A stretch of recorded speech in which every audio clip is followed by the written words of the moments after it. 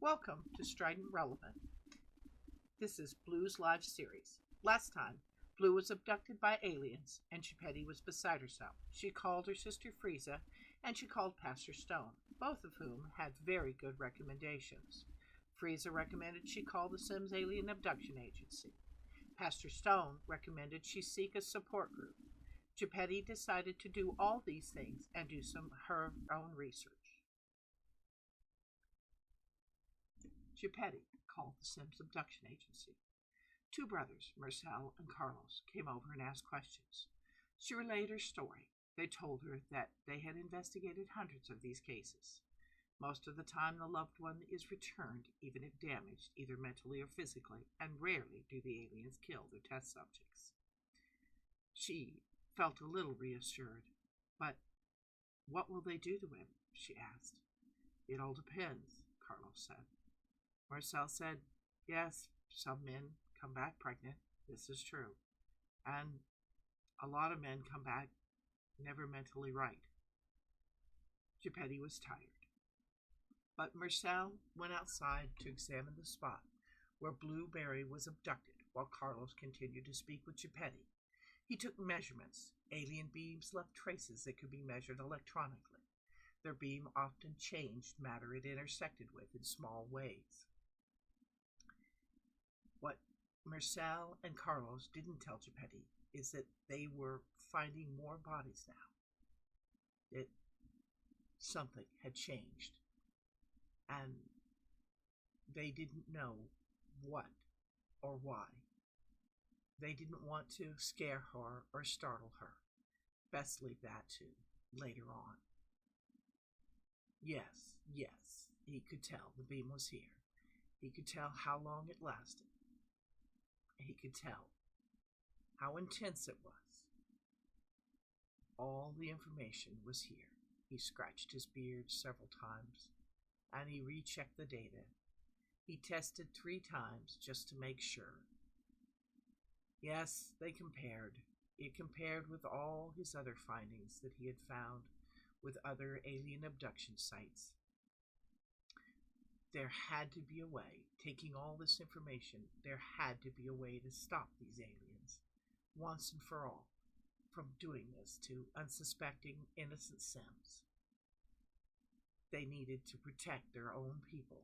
They needed to protect every Sim everywhere. Carlos came out and joined him.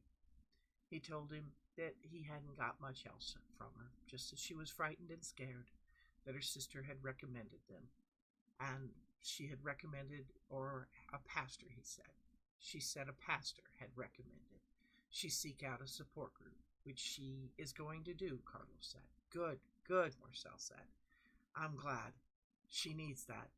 I've seen too many families. I've watched too many tears. I've watched the faces of young children, especially when you tell them that their parent is dead. They decided that they would stop by the coroners and have a chat with them about these new findings, about what the coroners had found. And the coroners were a husband and wife team.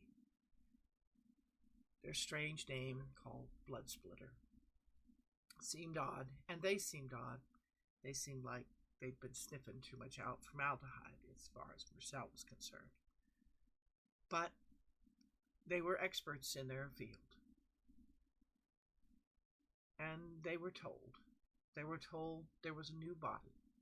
So Marcel and Carlos went down to check, to see, to do their own investigative work, compare any findings against all the other incidents, all the other Sims that had succumbed to the same fate.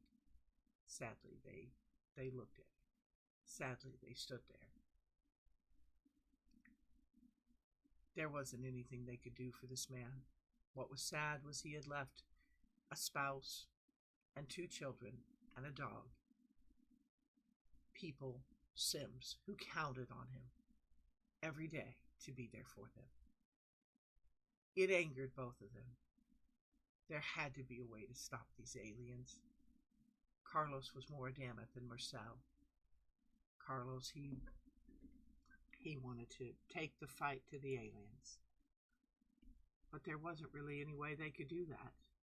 And beings, the way things happened, they had to assume that these aliens were ready to inoculate these Sims once they arrived on their spaceship or wherever they transported them to.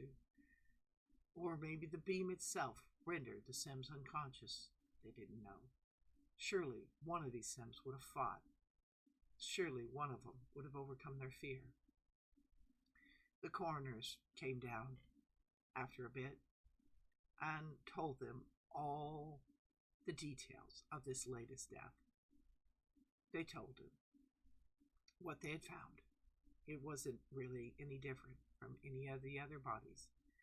They had all been opened up, had their organs removed, and then reimplanted in the bodies. Why? Why would they do this? Carlos asked. The coroners shrugged. They didn't know. They had no answers. How could they have answers? Marcel, he thanked the coroner. He thanked him for his help and his time. He thanked him for his hard work. He vowed to get to the bottom of this. Somehow, some way, the Sims Alien Abduction Agency would get the answers they needed. And maybe, just maybe, these aliens would be prevented from ever harming another Sim again. Yes, Mrs. Bloodsplitter nodded. Yes, of course. This is all what we want. We want to get to the bottom of this. We want to stop these attacks. Yes, of course. Carlos said, yes, I know. We're all on the same team here. You have quite a job finding out the details. They went home, where Marcel dutifully sat down at the computer and entered in all the information that they had gathered. And then he and Carlos documented in their own journals everything. They documented their investigation. They documented everything that was said. They documented their comparisons. They documented any theories that they had, barring getting themselves abducted. They didn't see any way to find out what was going on the other end. Still, many abductees didn't remember. They just didn't remember. And if they did, the memories were disjointed. They were of images of aliens, images of instruments. Nothing connected or made solid sense. So it left them puzzled. It left them angry. It left them concerned. Marcel, he felt like a fly in a spider's web. He wanted to fight as well. He wanted to join Carlos in going there and taking the fight to those aliens that had done this. But there really wasn't anything either one could do other than gather all the information they possibly could, try to comfort the families. He wasn't looking forward to the fact that he was going to have to go and tell another Sim family that their father, spouse, loved one was gone.